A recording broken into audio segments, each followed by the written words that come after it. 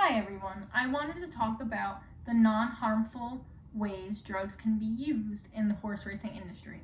And I want to promote this because it has a bad rap, because horse trainers and owners will use a drug to enhance the horse's performance most of the time and overuse the drug.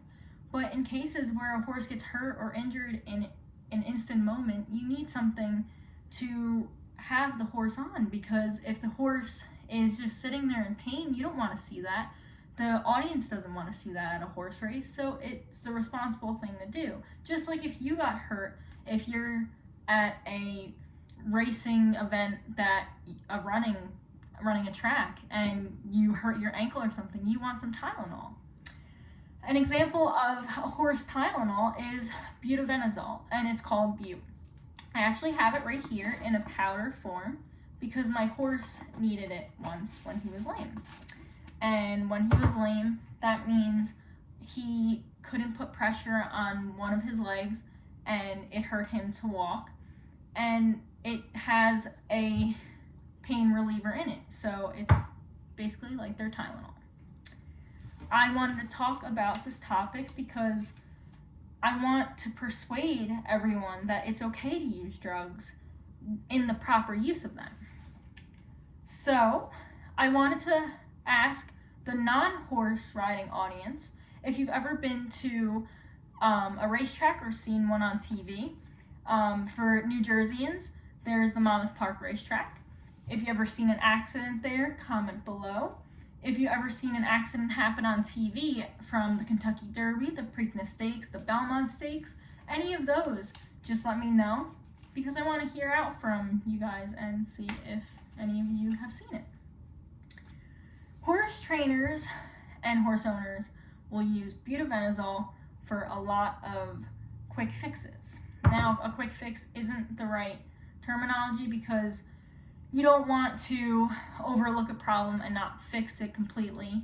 A horse that's in really bad shape should go to a veterinary hospital. But butavenazole is like the quick fix of their Tylenol form. This Bute is known for trainers and vets injecting it or using the powder form, and it will usually mask the pain of a horse if it is injured, like Tylenol would, and it will reduce inflammation, which is the great part about it. Prolonged use of this and the weakness of bones, tendons, and muscles, Bute doesn't fix those problems. It will just mask the pain and reduce the inflammation for the horse so it's not in discomfort. But this drug is very good in the horse racing industry because it doesn't make a horse run faster. It doesn't do all sorts of crazy stuff that people try to use in the horse racing industry to enhance their performance. So this is a good outlook for a drug. And the horse will still run naturally in the horse race. This will allow an injured horse to race, which is not good. But if in other situations a horse you need it to race right then and there and it will just get it through, I think that's okay. You can just leave the horse be after and really send it to a veterinary hospital. This was from Henry from Our Racehorses Abuse the Cruel Facts of Horse Racing. This is also prescribed for lameness, musculoskeletal pain, and soft tissue injury. And as I mentioned before, it's used for lameness. This is stated from the Fumibenzone Equine Horse Health Matters article.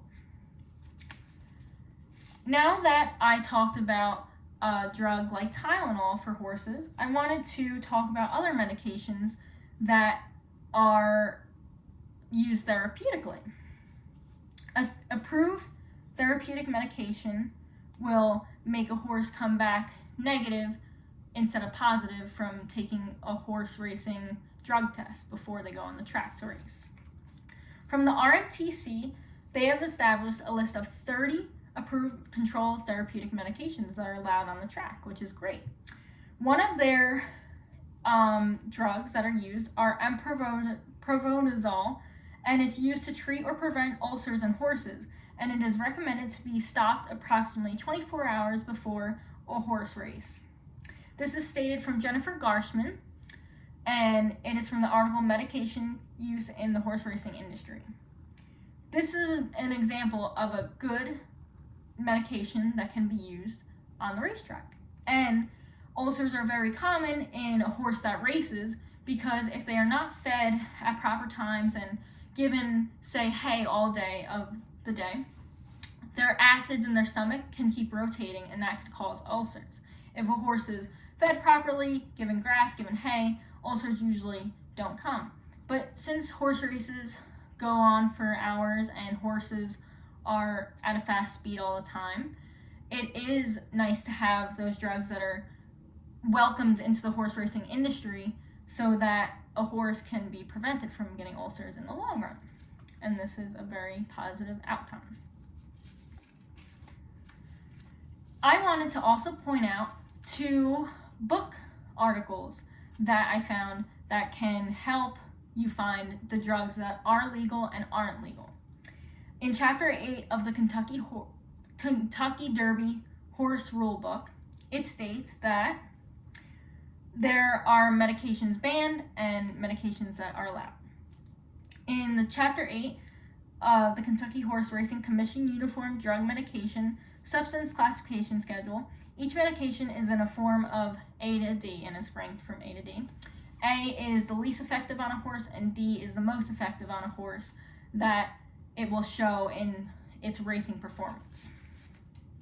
In the Kentucky Derby Horse Racing Commission Withdrawal Guidelines, Thoroughbred, Standardbred, Quarter Horse, Appaloosa, and Arabian, it states that substances may be administered up to 24 hours prior to a horse's schedule and post-time of the race. This is an example of how drugs should be used. If it affects a horse, it should be used at a certain time so the horse doesn't enhance its performance in any way, and that wouldn't be fair to other horse owners and horse trainers. I just wanted to bring awareness to this because I want to bring a positive and persuasive outlook on drugs being used in this industry. It needs to be allowed because you don't want to see a horse being suffered right on the track, right in front of an audience that doesn't know how horses can be affected through anything. And just like people, you don't want to see people being injured right in front of you and nothing can be done because all drugs are banned. So you need to have some drugs legal. Thank you.